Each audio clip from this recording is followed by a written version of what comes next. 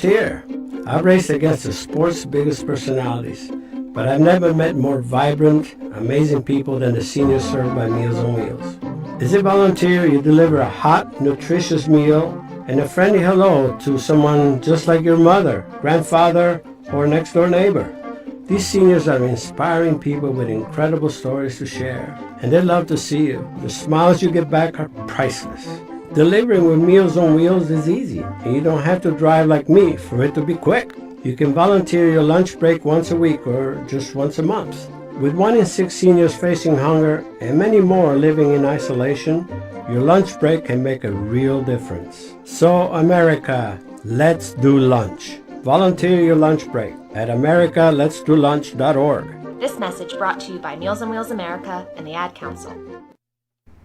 Okay, Simon, what are you wearing right now? Nothing. That's right. And what do people normally wear? Clothes. Exactly. So now Mommy's going to teach you how to dress yourself. Clothes keep us warm, they look good, and if we go out without them, the neighbors will talk. So it's important to know how to get dressed. Here's how it's done. Underwear always comes first, name tag at the back, then pants, then shirt. Get the first button in the right hole or you have to start all over. If you're wearing a tie, it goes over, round, through, and pull tight. Tuck your shirt into your pants and zip up your flap. Socks going first, then shoes right on right, left on left. With shoelaces, just take the ends, cross them over, switch the loops. The rabbit goes down the hole, pull tight, and you're left with bunny ears. I love bunnies. Good to know. Now remember, spots don't go with stripes, socks don't go with sandals, and if you've tucked in your shirt, wear a belt. Got it?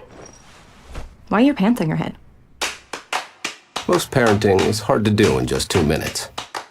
But spending just 2 minutes twice a day making sure they brush their teeth is easier and could help save them from a lifetime of tooth pain.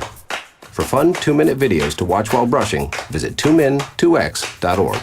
That's 2min2x.org. A message from the Partnership for Healthy Mouths, Healthy Lives, and the Ad Council. So you see, son, good manners are very, very important. Someday, many years from now, when you're a grown-up, you'll be a man. And when you are, you should be a gentleman. Do you want me to go through it one more time? Yes. Yes, please. Yes, please. Exactly. Always say please, thank you, you're welcome, and excuse me. Sit up straight, hold doors open for ladies. If a door's shut, then knock first. Don't burp, don't swear, don't speak with your mouth full, don't reach across people's plates, keep your elbows off the table. What table? And don't interrupt. While we're at it, don't stare, don't use foul language, don't call people names, but do remember people's names. Always share your toys, play nice, and cover your mouth when you cough or sneeze. On the bus, give up your seat to anyone who has trouble standing bottom line. Treat others the way you'd like to be treated. Got it? Got it. And stop picking your nose. Most parenting is hard to do in just 2 minutes. But spending just 2 minutes twice a day making sure they brush their teeth is easier and could help save them from a lifetime of tooth pain. For fun 2-minute videos to watch while brushing, visit 2min2x.org. That's 2min2x.org. A message from the Partnership for Healthy Mouths, Healthy Lives, and the Ad Council. Hey, there he is. How's it going? I'm having a stroke. Are you going to shake my hand or what? I'm having a stroke. Wow, you're not even moving your arm. I'm having a stroke. Are you okay? I'm having a stroke. Your face looks weird too. I'm having a stroke. Are you having a seizure or something? I'm having a stroke. When someone is having a stroke, they may not be able to say it with words, but their body language will tell you loud and clear. I'm having a stroke. You just need to know the sudden signs. Look for FAST, F-A-S-T. F, face drooping. A, arm weakness. Or S, speech difficulty. Then T, time. Time to call 911 immediately, because the sooner they get to the hospital, the sooner they'll get treatment. And that can make a remarkable difference in their recovery. Know the sudden signs. Face, arm, speech, time. Spot a stroke fast. Visit strokeassociation.org. Brought to you by the American Stroke Association and the Ad Council. The average time a resume spends on an HR manager's desk is 7 seconds, and most of them are tossed aside. Now imagine if one of those resumes belonged to Yasmin, who was living in a shelter, juggling 3 jobs. I had to be resilient. That's something that you can't teach. Or if that resume was from someone who worked 12-hour shifts at the recycling company with my dad, who's 72. That taught me a work ethic that I carry with me every day. We rely so much on a resume, yet it could never tell the full story of someone. Growing up where I did, a lot of things could have gotten in the way of my goals. But I learned to push through, and that's what I bring to work every day. So maybe it's time we look beyond the... You're listening to the Worldwide Sports Radio Network. 'Cause that's the bottom line. 'Cause Stone Cold said so. And so, goodbye. Mwah. And good night, bang! Settle! Because I'm better than you, and you know it. Yes, what the Rock is cooking! Now welcome to Off the Mats with Alex Lowe's and Josh Silverberg.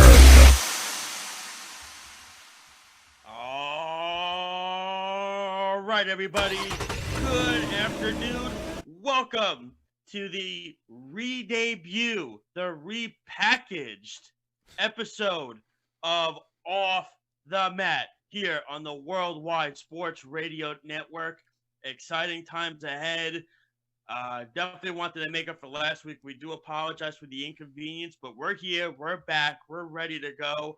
I'm Josh Silverberg, bringing you all the action here on Off the Mat. With me, I'm in New York. With me, my brand new tag team partner, who I'm so excited to introduce, the beautiful sunny Florida, Mr. Alex Lowe's. What's happening, man? It's been a great week for wrestling, man. A lot has happened. The New Japan Cup, I can't wait to get into that. We have AEW versus NXT Wednesday Night Wars, and then a topic on The Undertaker. Yeah, for sure. We're going to get into all that. It's a jam-packed show. As the saying goes, so much to do, but so little time, and we're going to jump right into it. So I know we introduced ourselves last week, but because we had some technical difficulties, we want to reintroduce who we are, why we're here, and why we enjoy the sport of professional wrestling. Okay, just wanted to make that clear. So Alex, let's start with you first. Let the audience know who you are, my friend. So I've been a wrestling fan since 2012. I've watched a lot of wrestlers come and go. My favorite wrestler that I grew up watching with the most has to be John Cena. John Cena has been an inspiration for me and a lot of people around the world. People who look up to him, and that was me watching John Cena, watching and growing with John Cena in his career. That was me growing up. And then another team I loved watch, another wrestler I loved watching, which was a stable, The Shield, with Roman Reigns, Seth Rollins, and Dean Ambrose. Me and my friend grew up watching that team the most, and they were fun, man. Their promos were great. Their matches were great, especially their matches against the Wyatt family. Those matches were incredible. Their rivalry with Evolution. Those were some of my favorite moments growing up. Awesome. So I'll get into mine quick. And I know I made the joke last week, but of course I'm going to make it again. I've been watching wrestling as long as Alex is of his age. Alex is how old? 22 years old. I've been watching wrestling for 24 years. That's disturbing and awesome at the exact same time. You could ask my wife. I'm as passionate about wrestling as anything. I grew up during the Monday Night Wars, which is I tell Alex stories all the time about it because he always asks me, like, which show did you like more? Which one? And I'm not embarrassed to say it. I was a WCW guy. I was a Sting fan growing up. He was my guy. He still is my guy. And the other thing is, too, and you'll notice behind me, I always like to go with more nostalgic T-shirts. I told Alex this. I like to go with some legendary T-shirts. So because today is our first episode, it's going to be a legendary episode. I have my Terry Funk T-shirt and my Bret the Hitman Hart T-shirt right behind me as well. But I grew up a WCW fan. I've been to so many different events. I've been to 3 WrestleManias. I was at WrestleMania 20 with my father. My father took me to that at Madison Square Garden. That was incredible. I've been to I went to the G1 Supercard show last year. I've been to so many historic. I went to WCW. I went to Nitros at the Nassau Coliseum. And Alex, I don't know if you know what the Nassau Coliseum is. I'm sure you do. Your dad definitely knows what the Coliseum is. And I used to go to see, like I said, WCW all the time was my show. And then, of course, they went under. And yes, I'm holding this. This is Brian Myers. Brian Myers is joining us on the show today. Just kidding. He's really not. It's just a micro brawler from my pro wrestling stream.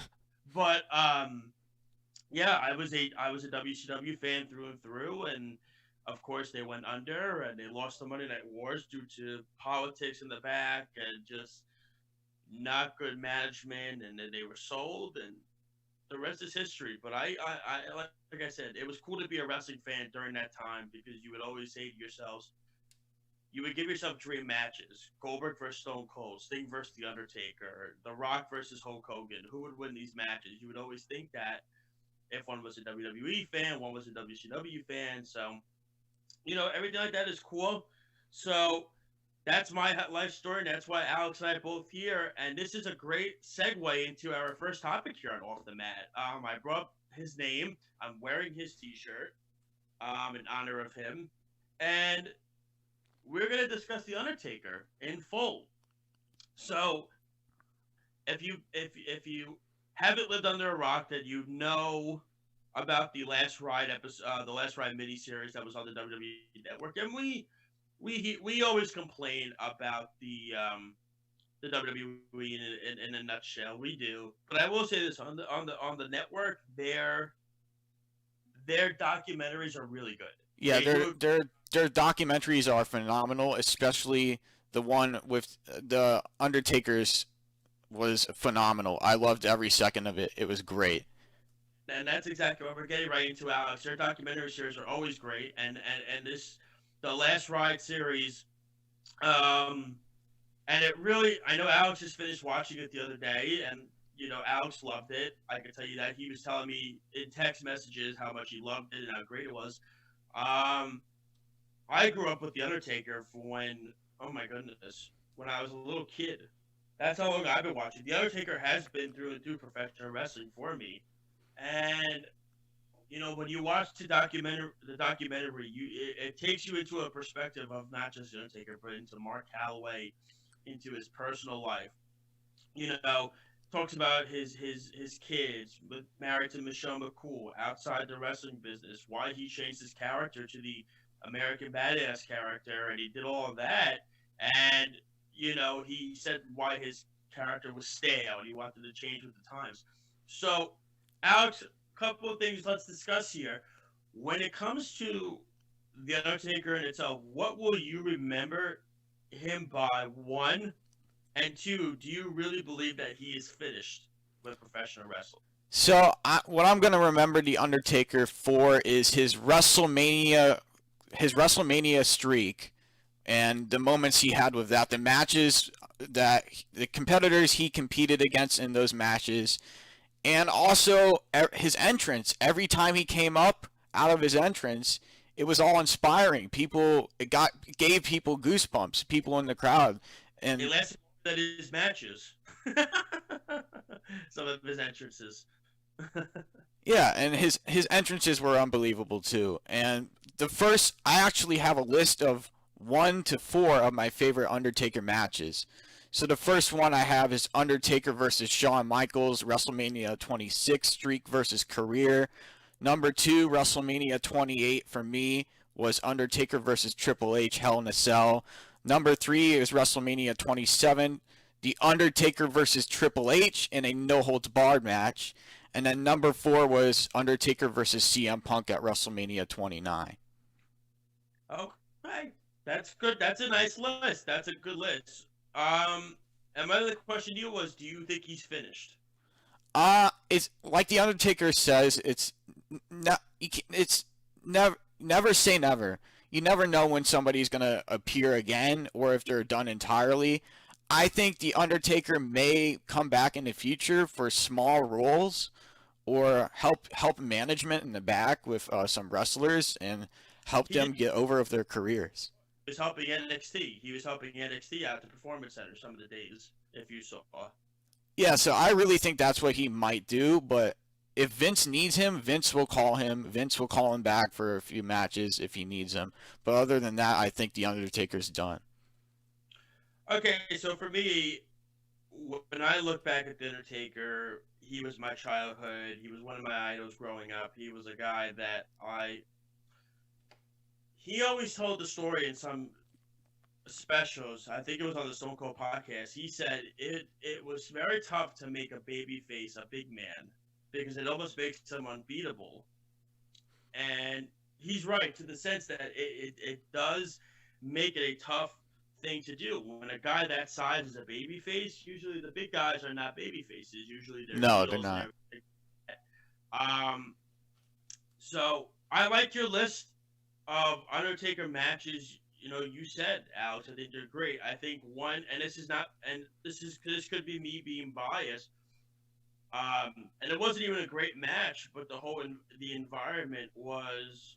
I look back at the Undertaker at WrestleMania 20, when he came back as the Dead Man, and doing it at Madison Square Garden against Kane, and bringing Paul Bear back, and everything like that.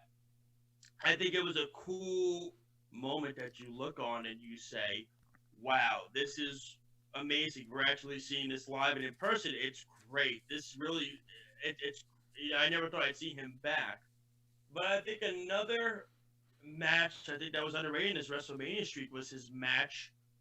I think his match against Ric Flair. I think it was at WrestleMania. I'm trying to remember which one it was. If it was 18 or 17, I can't remember which one it was. But he wrestled Ric Flair, and like it was like a no holds barred match, and that was cool. And that was him as his American Badass character. That wasn't him as Dead Man.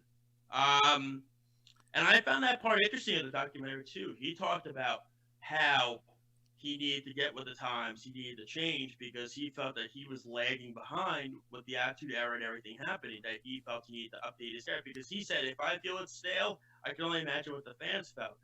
Now, me personally, I never really felt the Undertaker character was ever really stale, but I guess it's a matter of how he feels, Alex. You know what I'm saying? It's all in him. Now, there's so many different things. I mean, what was your thoughts when the Brock Lesnar match happened? Was Brock the right opponent, do you think, to end the streak? I didn't. Me personally, I don't think Brock Lesnar was the right person to end the streak for the Undertaker. I thought it could have been somebody else a little bit more in depth in their career, but not as far as Brock Lesnar as he's been in his wrestling career. And he said in the documentary he didn't remember any of the match. He doesn't recall any of the match against Brock Lesnar. Do it though. He said he wanted Brock to do it though. Yeah, he wanted Brock to do it. He just didn't remember any of the match afterwards. In the match. Yes, he got an instant concussion, and that's something I never knew about the Undertaker because I remember watching that WrestleMania match live on TV with my friend, and we could tell he was slowing down. We could tell like he couldn't move quick enough to get around his opponent like he normally would in his prime. And we just saw that the Undertaker was kind of losing his momentum throughout the whole match. For sure, and I look back on it and I say to myself, when I look back to it, I think Brock was the right guy to do it. I mean, look, he had the background. He was a former NCAA champion. He's a former UFC champion. He's a former WWE champion. IWGP champion as well. Champion in New Japan as well. Oh, trust me, when I was at the G1 Supercard show, when they showed his picture holding the belt, he got a reaction, all right. Let's just say it wasn't positive. But the fans of New Japan aren't the biggest fans of Brock. But do I think Brock? I mean, look, he had the accolades to be the guy. It's just, I don't know. I didn't think you had to do it. Maybe. I think you could have just kept it undefeated, and it would have been a thing, you know. But then the problem is too, it's almost like you look at it both ways, Alex. If you kept the streak undefeated, it would have been cool. It would have been awesome, something to be remembered by.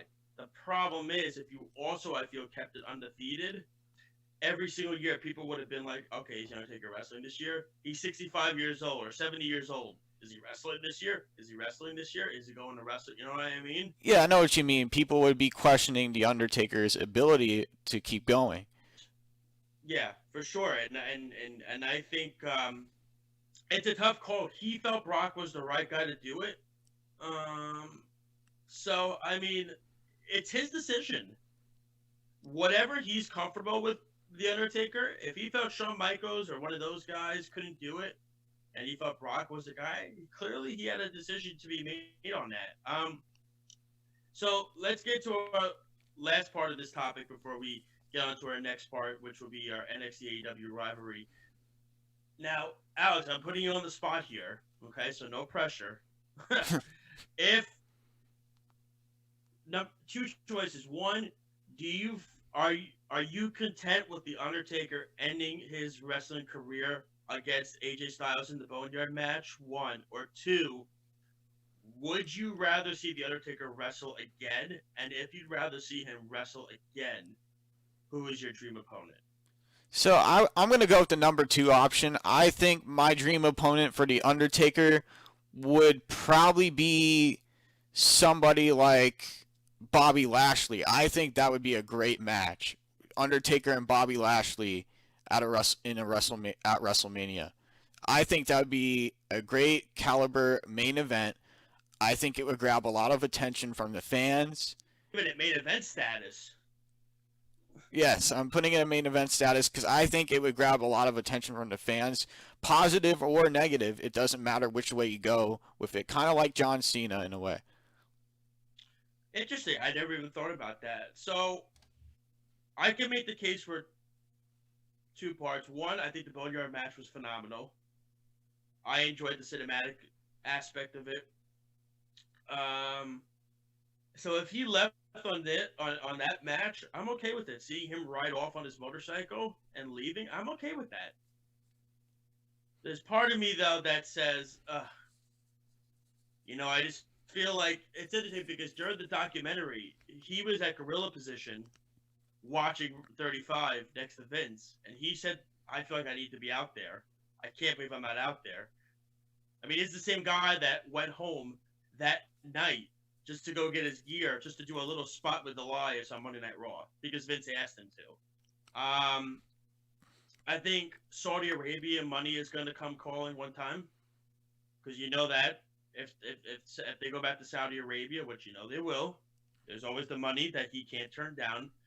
I also think WrestleMania 37, if it happens in Los Angeles, is too big of a spot for him to turn down, but we'll see. I would like to see him wrestle AJ in a regular singles match. I think AJ would be a phenomenal idea to have, and no pun intended. I know I said phenomenal, but no pun intended. AJ would be a guy that I think, and Taker said it in his documentary, he's as safe in the ring as can be. He's arguably the best wrestler in the world. And he didn't get to have a real, and his Boneyard match with AJ was awesome. So I think working with AJ Styles is one opponent I'd love to see him go against. And the other is, this is me being a little biased, so hear me out. I think if you let these two guys, Undertaker and his opponent, run their own promos, do the build-up the way they want to do it, let them have an 8 or 9 minute match, which is, Alex, I think you would agree, 8 or 9 minutes is not very long, right? No. That's very short, so that's a good amount of time. And you let them do it that way, I think it could work perfectly. And the guy I would think of is Sting. And I know people are saying, oh, we're so past it because Sting is older.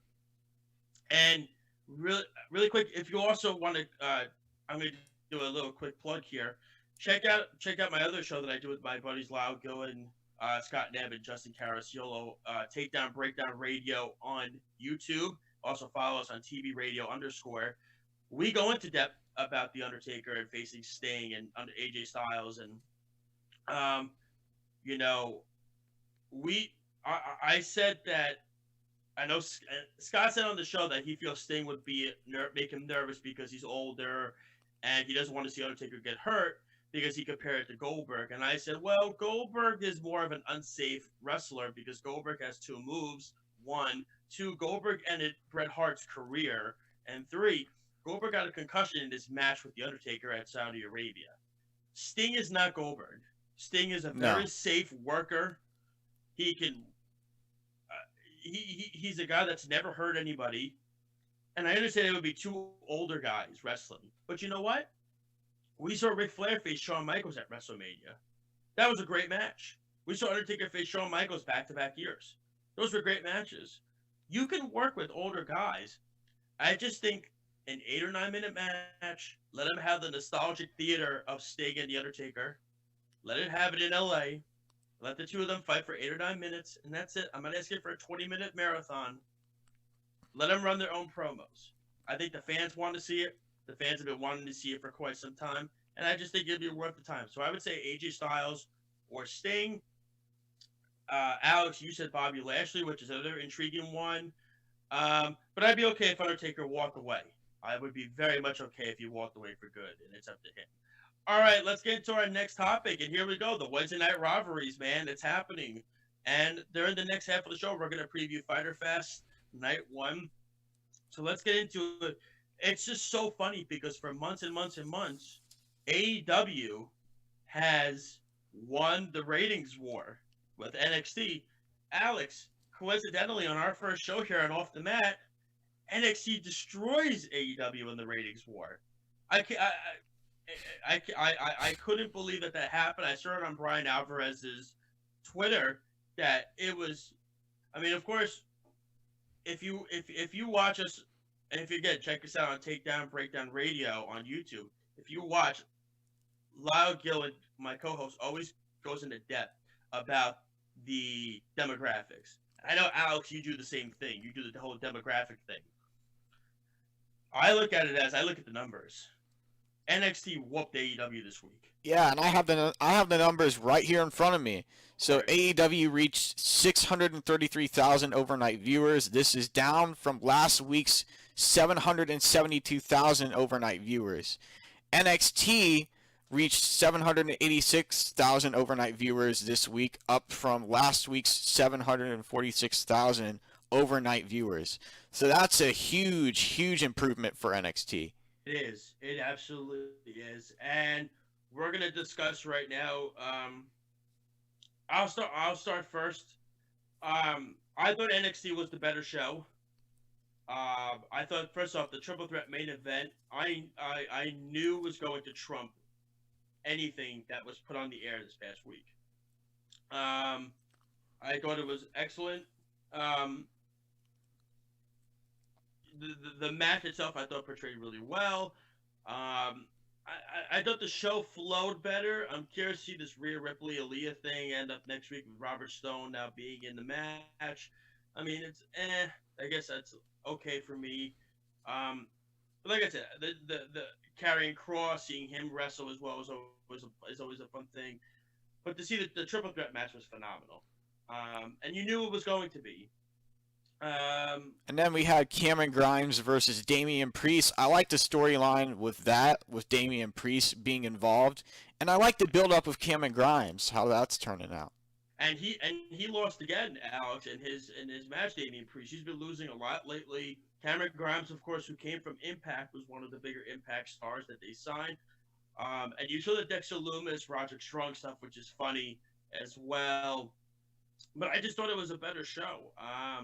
AEW to me was a little bland this week. My guess originally was because the coronavirus spike is happening up in Florida, Alex. I mean, you know this, you live in Florida. The virus is up in Florida. My guess was because Fyterfest is next week, they wanted to save some of the guys. They didn't want them to leave their house or their hotel. No, they're trying to keep all of their recent wrestlers safe.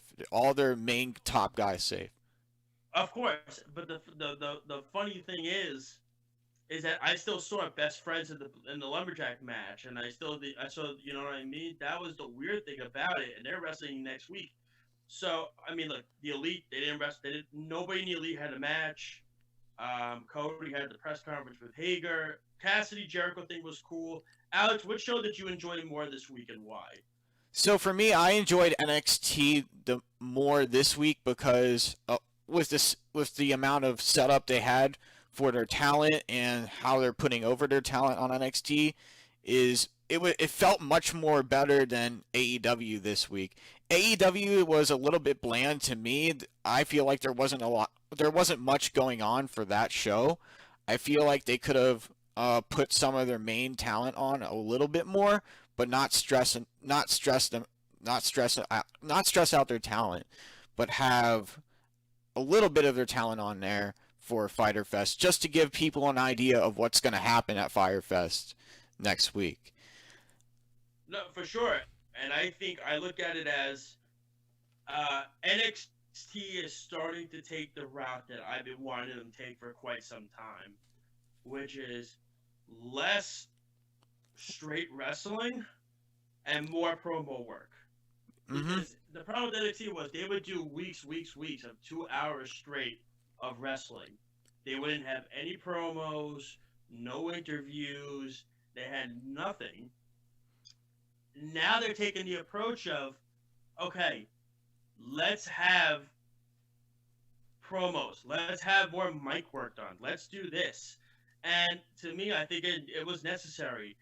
I do like the idea from AEW adding, and look, Alex, you already know the Lucha Brothers are my favorite tag team in the world, so I'm a little biased towards that. Having the Lucha Brothers in that match with Butcher and Blade against the Young Bucks, which we're not previewing Night 2. I just wanted to clarify that. So next half of the show, we're only previewing Night 1. Next week, we're going to preview Night 2. But to see the Lucha Brothers back together, Ray Phoenix and Pentagon Jr., was really interesting. You know, it's an interesting dynamic because you look at the tag teams that are in that match now. The Young Bucks, FTR, the Lucha Brothers, Butcher and Blade. You can make a case. Three of those four tag teams are top 5 tag teams or top, not even arguably. 3 of them are top 10. 2 of them are probably top 5. And you look back on how that setup was, and it was cool. But again, we didn't see any of the elite. Hangman and Kenny were out. We didn't see John Moxley at all. Well, Moxley, the reason being is because Renee Young has COVID-19, so he's treating her. So that's why he was not able to do the show. And I am kind of curious if they still have the match with Brian Cage at Fyterfest Night 2. I'm very curious now if Moxley gets cleared, because they say 2 weeks. It's cutting it close with Night 2 for Fyterfest. But the really quick, because I know we got to go to a break soon. Really quick, the thing that bothered me, and Alex, I know I texted this to you. Where's the build-up by NXT for when they're doing a show like the Great American Bash, which they're doing for the next 2 weeks, like Fyterfest is? It was just such a spur-of-the-moment kind of, okay, here, let's put the Great American Bash together. You know what I'm saying? Like, there was no build-up. There was no build-up, no promo for it, no preview. It was so random, and I feel like something like that, you want to build it up. I mean, I didn't understand it, because I don't even know what the card is for the Great American Bash. How are they doing this? Are they having the stage? Are they having the stage looking like the old WCW stuff at the Great American Bash? Or are they, like, how is this going to happen? I don't know. It was just such a random thing, Alex. Yeah, it definitely was, and I'm hoping they do eventually do a preview for the Great American Bash very soon. Hopefully next week when they show NXT. Wednesday. It starts Wednesday? It's 2 weeks. It's just like Fyterfest. They're doing it for 2 weeks. So they start Great American Bash Night 1 Wednesday, then Night 2 is the next Wednesday. I feel they should have previewed it before, like built it up beforehand. And that's kind of where NXT's missing the mark there, and I feel like they need to build up their main shows, their pay-per-views better. No, for sure. I just think it was such a random thing. I go on Twitter, and I'm like, reports are NXT to have Great American Bash 2-night event starting next week. I'm like, what? I'm like, that was so random. Why did they just build this up? Where's the promo work? Where's the preview? You know what I mean? And then even for Fyterfest, you didn't have to do Fyterfest. I don't like the idea of Fyterfest being 2 nights. I would have been fine with it just being on a Saturday on pay-per-view. I think it would have been fine. The 2-night thing is interesting by Tony Khan and company. So I feel like both companies, when you think about it, Alex, they kind of missed the mark on how it could be done. But we'll see going forward. All right. We're going to go to a quick break. It is time. Alex and I are going to take a breather. When we come back, there's a lot more still to get to. We're going to preview Fyterfest. We're going to get into a couple of cool segments that we have, including Alex's creation, which is cool. So we'll do that when we get back. And then we're going to talk about, is New Japan meeting our expectations? Yes or no? And why will be the answer. Plus, don't forget our last segment of the show. This is Off the Mat on the Worldwide Sports Radio Network. Also, don't forget, download our app, okay? WWSRN is all you have to type it on the Apple Store and Google Play. WWSRN. That's all you have to do, all right, to find us. We'll be right back. This is Off the Mat on the Worldwide Sports Radio Network. Of course my kid's in the right car seat. Well, I think he is. Yeah, my kid's in a booster seat. He was ready to move up. He is ready, right? Her car seat looks like the right size. There are probably rules on when to move up to a booster seat, aren't there? Rear facing, forward facing? I think I have it right. Car crashes are a leading killer of children 1 to 13. Are your children in the right car seat for their age and size? Don't think you know. Know you know. Go to safercar.gov/the-right-seat. I know my child's in the right car seat, or else I wouldn't get in the driver's seat. Brought to you by the National Highway Traffic Safety Administration and the Ad Council. You don't usually get a stock tip from a 16-year-old, but I'm here to tell you about a different kind of stock. It's called Better Futures, a stock for social change that's not about making money. Instead, you invest to help students like me go to college. This is beyond a simple donation. It's the opportunity for America to invest in its kids and take an active stake in the future of the country. The return on your investment isn't money. What you get back is knowing you protected our potential. So one day, that potential can grow up to become surgeons and architects, executives and engineers. People who can change the future just by being a part of it. My name is Alicia, and I'm your dividend. Invest in better futures with UNCF. Visit uncf.org/invest.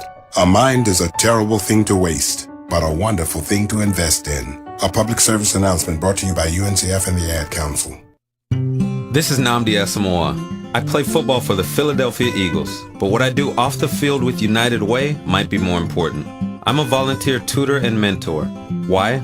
Because over 1 million kids a year drop out of school, and that's not okay.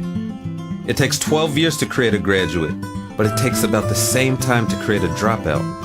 And the difference between a child becoming one or the other could be me, or it could be you. Studies show that if we get to these kids earlier, their chances are better, and kids who read well by 3rd grade are more likely to graduate. So join me in United Way. Suit up and take the pledge. Become a volunteer reader, tutor, or mentor, because when a child succeeds, we all succeed. Give, advocate, volunteer, live united. Take the pledge at unitedway.org. Brought to you by United Way, the Ad Council, and the National Football League.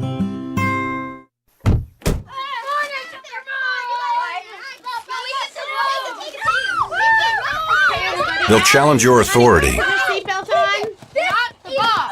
They'll try to break your will. They'll push you to the edge of your sanity. Because that's what kids do. But this car is your territory, not theirs. Defend it. Who makes the payments? Who cleans it?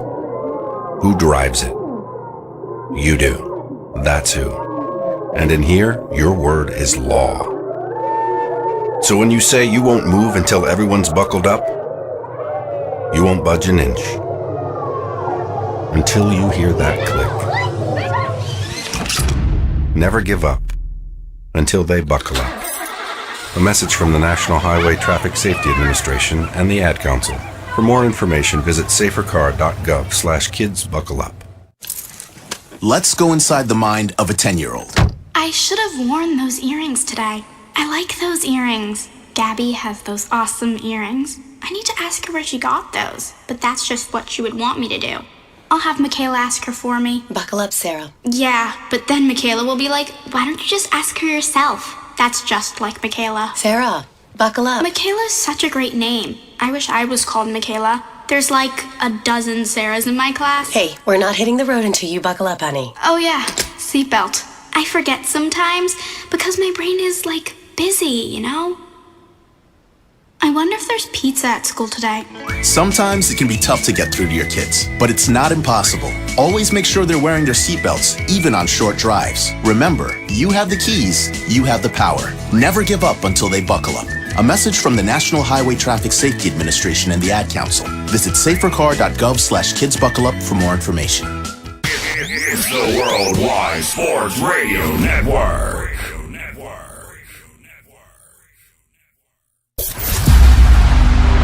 Everybody's got a price. Rest in peace. Welcome back to Off the Mat with Alex Lowe's and Josh Silverberg. Yes, we are back. Second half of Off the Mat here on the Worldwide Sports Radio Network. And also, please, if you want to follow us more, check us out on our app. WWSRN is all you have to type in on the Apple Store, on Google Play. Check us out on Facebook, Twitter, Instagram. We are all over the place, YouTube, everywhere. And check out our Off the Mat pages as well. Alex and I have been working on that for sure. And also check out some of the stories that we've been posting too. It's on our website, worldwidesportsradionetwork.com. So you don't want to miss that. Check that out for sure. Okay, Alex, this is your baby that you created. All right. Yep, this day in wrestling history, and today I got King of the Ring 1999. So this is a very, very built card from what I'm looking at here. We had X-Pac versus Hardcore Holly, Kane versus The Big Show, Billy Gunn versus Ken Shamrock, Road Dogg versus Chyna, Jeff Hardy and Matt Hardy versus Edge and Gangrel, Billy Gunn versus Kane again, X-Pac versus Road Dogg, Undertaker versus The Rock for the this is just a normal match, not a championship match, excuse me. Billy Gunn against X-Pac, Mr. McMahon and Shane McMahon defeat Steve Austin in a handicap ladder match. Okay, so on this day, I'm trying to remember if I can, because I know Alex, you weren't watching at that time. No, but there was when I was watching, when I had the WWE Network, you could watch old Monday Night Raws. I have the network. Trying to think if I can remember that. 1999. I remember 98 when Mick Foley got thrown off the Hell in the Cell. Actually, pardon the interruption. The Undertaker versus The Rock match was a World Heavyweight title match for the WWF Championship, and then The Undertaker, I think, won, right? Yes, he defeated The Rock, and then Billy Gunn versus X-Pac was a King of the Ring tournament. And I'm trying to think. I think Vincent Shane versus Stone Cold. I'm trying to think if Austin didn't win, he was fired or something like that. I think it was. I'm trying. Because there were a few of those back then between Austin and McMahon. But that was the Attitude Era. That was when WCW started having its decline. That was when, like I said, Austin McMahon took over as the best rivalry in professional wrestling. That was also probably when Vince McMahon kind of started, I won't say it. But. You might remember if I tell you the venue. It was the Greensboro Coliseum in Greensboro, North Carolina, and the attendance was 19,761. WWE is not going to have that anytime soon again. No, definitely not. That is something they're definitely not going to have anytime soon. But so now you made me want to have to go back and watch it now. And then we're going to move on to a new one next week, and I'm going to have to go back and watch that too then. But, no, it's a cool thing that Alex thought of doing it. And I think it's great for historians that do remember it. It's a little fuzzy, but I do remember. I remember the Undertaker Rock match. That was kind of when the Rock started kind of breaking out, I guess you could kind of say. I'm trying to think if it was the Ministry of Darkness thing was happening. I believe it was. The corporate ministry was doing their thing. So that's kind of, I think just remembering something like that is a cool thing. So as a wrestling fan, that's the beauty of the network. You can check it out on WWE. And we're going to not just do WWE this day. We're going to have all different brands, companies. We could go as back as 1960 something probably. I bet you. We might go as far back as then. So let's get into our next topic, Alex. Here we go. Let's preview Fyterfest Night 1. So we're not gonna have time to go through all the matches because we want to give our intake on New Japan, and then we want to save for the last segment. So we're gonna talk about a couple of the big matches that are coming up on Fyterfest Night 1. And first off, also we found out Chris Jericho is going to be announcing Night 1, which is awesome as well. So let's get to the obvious match, and I think the match that I'm looking forward to seeing the most, I would have to say, it's going to be Hangman Adam Page, and Kenny Omega going up against best friends Chuck Taylor and Trent Beretta for the AEW Tag Team Championships. And this is an interesting match for me because I feel like both styles are so similar. You can make the case, and it's the craziest thing, because if you hear on the promo that Omega, Hangman, and best friends put together, Kenny Omega made a great point. They arguably had the greatest tag team match ever put together when they faced the Young Bucks at Revolution. That was a match that, I mean, look, it's just funny because they're not really a tag team. And there's all these tag teams in AEW. AEW is the best tag team division by far in professional wrestling. But I am curious with this match. I'm curious where they go with it. I do think it's going to be Hangman Adam Page and Kenny Omega, they get the win. I could see this match stealing the show. But I could also, I think in the future, I think FTR is going to be the ones that dethrone Adam Page and Kenny Omega. But I'm excited for this match coming up because the build-up's been great. They're two fan favorites. And the chemistry between Adam Page and Kenny Omega's gotten a lot better. So I'm going to go with, I'm going to go with the Elite in this match. Alex? I want to go with Hangman and Kenny Omega too, because I feel like best friends, they've come a long way to get to this point to face Hangman and Kenny Omega, but me personally, I don't think they're ready to hold the tag team titles just yet. I feel like they could have a more build up towards it, like over time, build more progression towards being champions. And I feel like Hangman and Page, they're very skilled in the ring. They have a lot of good maneuvers they use in the ring. They can go outside of the ring and isolate their opponents. And Hangman and Omega, they're very good as a team. I've seen them do crazy stuff against the Young Bucks. It's just unbelievable what they can do. And I feel like best friends can kind of match up there, but I feel like they're going to have to pull out all the stops and go as far as they can to become champions if they really want to beat Hangman and Omega. Awesome. So the next match we're going to get into is Cody versus Jake Hager. And, this match is interesting, and I keep alluding to the fact that eventually I think Cody's going to turn heel. That's what I'm feeling. You're starting to see a couple of things unravel, and the reason why I say that, Alex, is because Cody has constantly said, am I part of the Elite still? Am I part of the Nightmare family still? I like to think so, but then he goes like this with his fingers on his shoulder, and his coach, Arn Anderson, was part of the Four Horsemen. Tully Blanchard has repackaged Sean Spears, giving him like a glove, kind of Four Horsemen style. And you also see FTR they did some Four Horsemen referencing the other week, and this past week. Even this week with some of their tag team moves.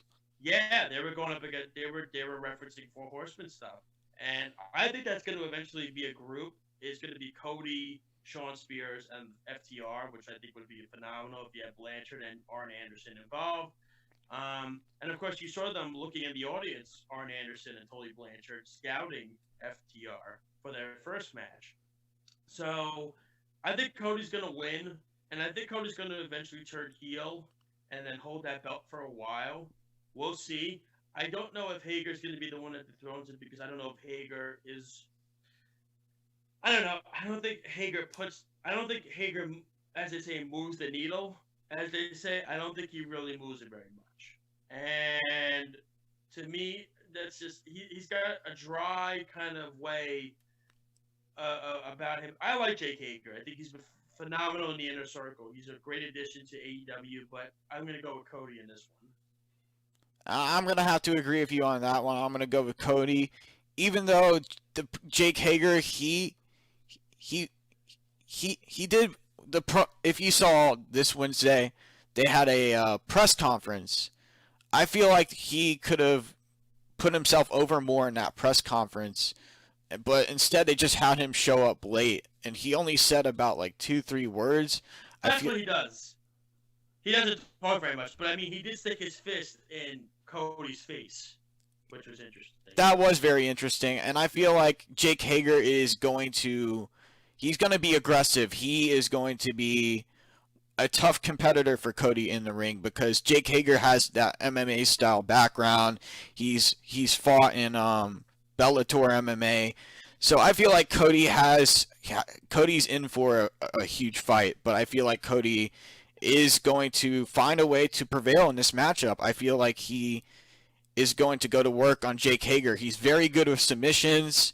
He's very good with offense in the ring, so I feel like Cody is going to take the win. All right, let's get to our last match. We're going to preview, and then we're going to move on to our segment on New Japan. It's crazy how fast our first show is going. And again, this is Off the Mat on the Worldwide Sports Radio Network with Alex Flows. I'm Josh Silverberg. Every Saturday at 12 o'clock. You don't want to miss it.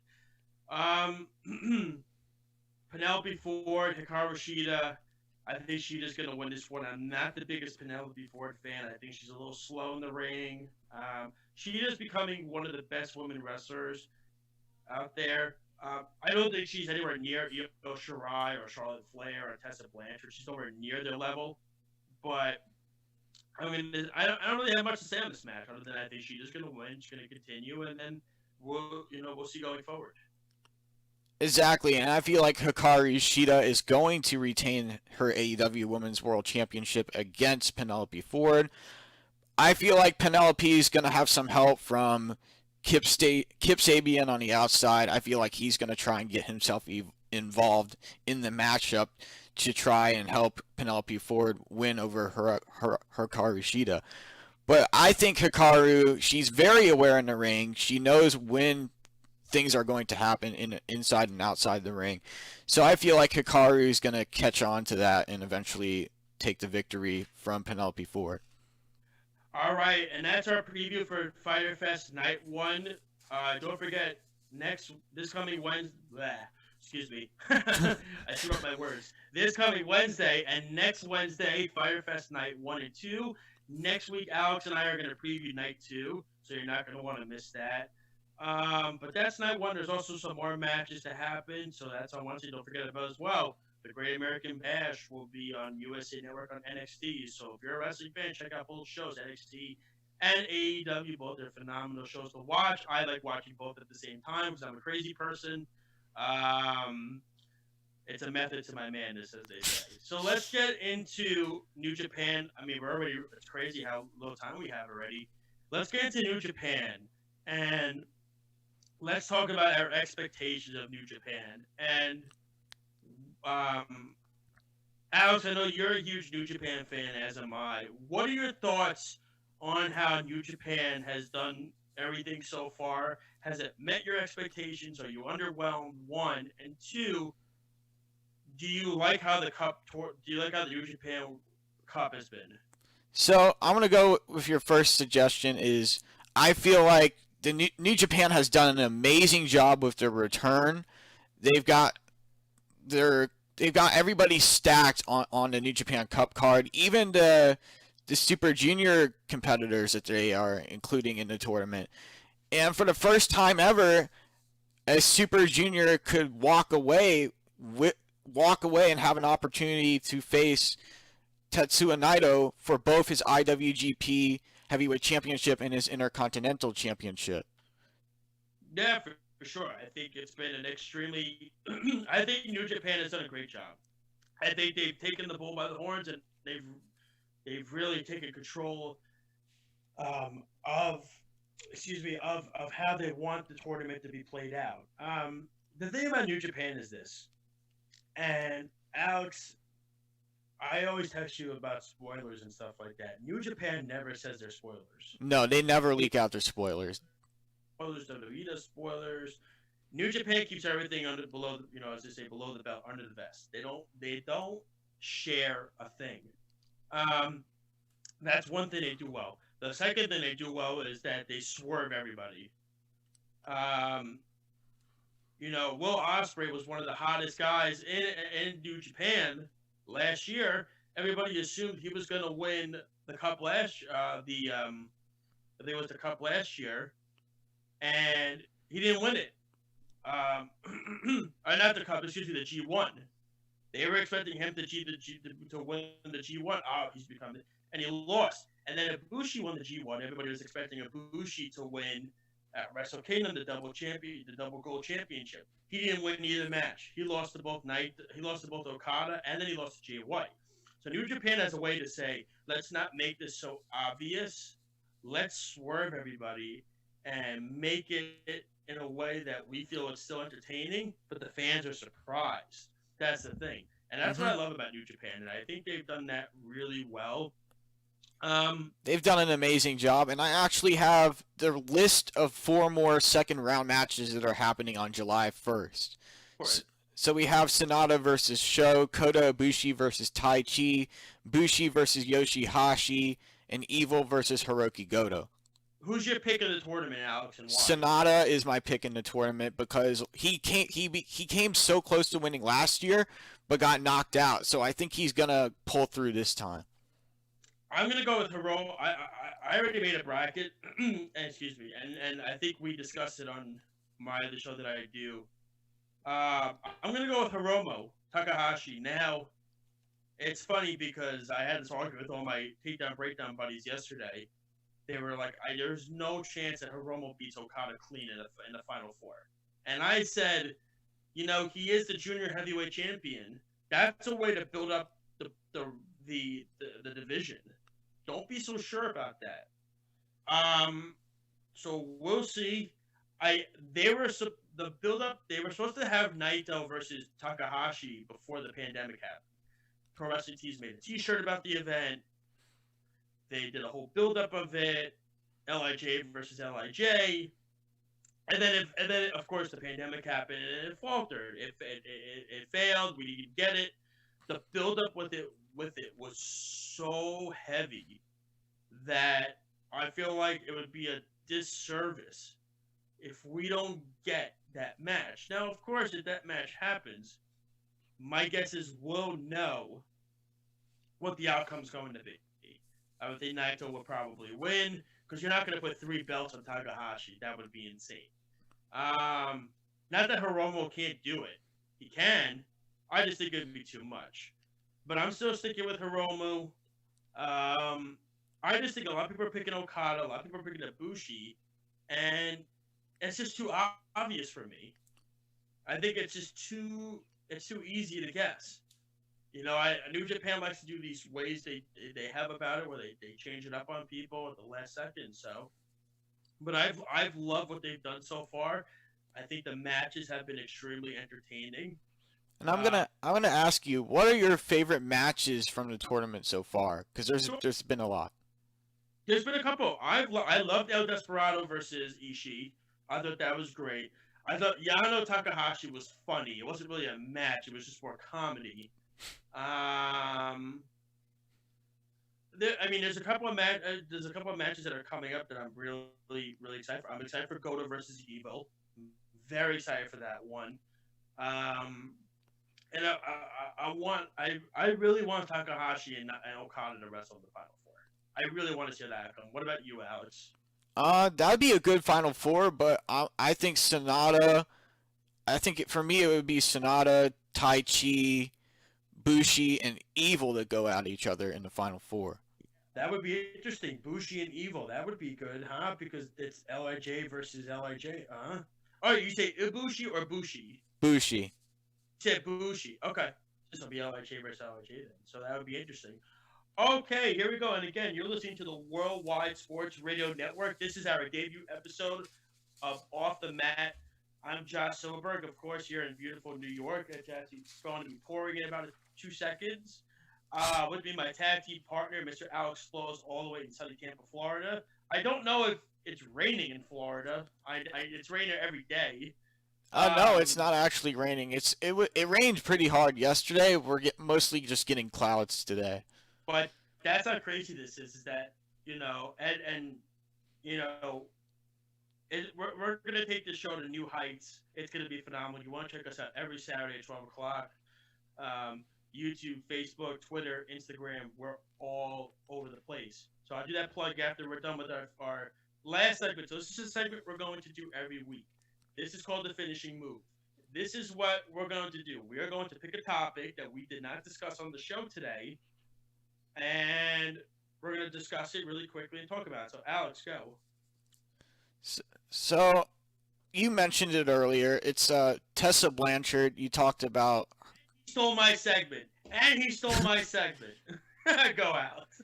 You talked about her getting released, and I'm not sure what the purpose was for her getting released, but you know more about it. So the purpose of her release was this.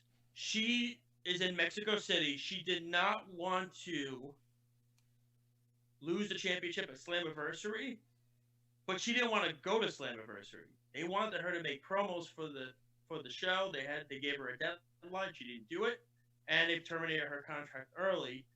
And look, there's reports that Nyla Rose will face TBD night 2. We'll see where that goes. If the thing about Tessa is, and I love Tessa Blanchard, she's very difficult to work with. She's a tough person to work with. I've read she's somebody that, behind the scenes, a little rough on the edges, but we'll see.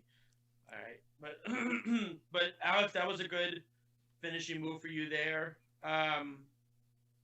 My finishing move for me is about the pandemic, and should wrestling still be happening during this pandemic, especially in where they're doing it in Florida? My answer is no. They should not. Because now WWE is telling wrestlers if you're positive for coronavirus, you're not allowed to say it on Twitter. Mm-hmm. You can't say it anymore. No. And apparently Vince McMahon wants to run live events end of July, early August. There is no way that's happening. There is no shot that's going to happen. No, definitely not. To approve of that. The states are not going to approve of that. It's just no way. And I think it's just such a silly thing to even talk about and even mention, but it's just so ridiculous that I had to say it because it's end of July, early August. Are you kidding me? Look at the spikes that are going up in some states. It's horrible. Alex, in your state, it's worse here. It's much higher here. We had it first in New York, and now you guys are getting it. So yeah, that is our finishing moves. Maybe one time I'll do a WWE ice cream bar review. That'd be great. More chocolate, that's for sure. Make sure to follow us on our Twitter, Off the Mat, at Off the Mat WWSRN, and it's the same hashtag for Facebook. So check us out on Facebook and Twitter to get more updates and news on when we go live and different topics. Yes, and fans, you can also send in your questions, write in comments, everything like that. If you want to call in the show as well, you certainly can. Check out the website alone, worldwidesportsradionetwork.com. You want to check it out. It's got good stuff. Alex has written a few articles the last few weeks, and they've been excellent stuff that he has written. Also, check out Alex's even Instagram. He works for this indie promotion, I believe ACW, that he does. He does backstage interviews with some of the wrestlers. So if you want to check that out. So check us out. We're on every Saturday at 12 o'clock. Check my other show out, TB Radio _ on Twitter. Also on YouTube, Takedown Breakdown Radio with myself, Lyle Gillen, Scott Nebb, Justin Caracciolo. We usually upload the episodes on Sunday nights on YouTube. And then you can hear us on Mondays at 11 p.m. on 90.3 FM as well. If you just ask your Alexa speaker to play it, we do an endless amount of conversations. I know Alex has checked out our show, and Alex is a fan of it. Alex, correct? Yes, correct. He's a good, so Alex, we're gonna try to get you on that show at some point. But we have come to the end. We have made our main roster debut, Alex. I think it was a complete success. It was phenomenal today. Again, no pun intended to AJ Styles. Enjoy Fyterfest, everybody. Enjoy Great American Bash on Wednesday. Enjoy the New Japan Cup tournament. There's so much action happening. Alex, always a pleasure. Have a wonderful rest of the weekend. You too, man. Have a great weekend. Have a great weekend to all the listeners out there. Thank you so much, everybody. Please stay healthy. Please stay safe and enjoy. We have excellent other programs during the week here on the Worldwide Sports Radio Network, so you're going to want to check out all the programming as well. Don't forget to download our app, WWSRN, Google Play Store, Apple Store as well. Okay? You're listening to the Worldwide Sports Radio Network. This is Off the Mat. Take care, everybody. Have a great weekend.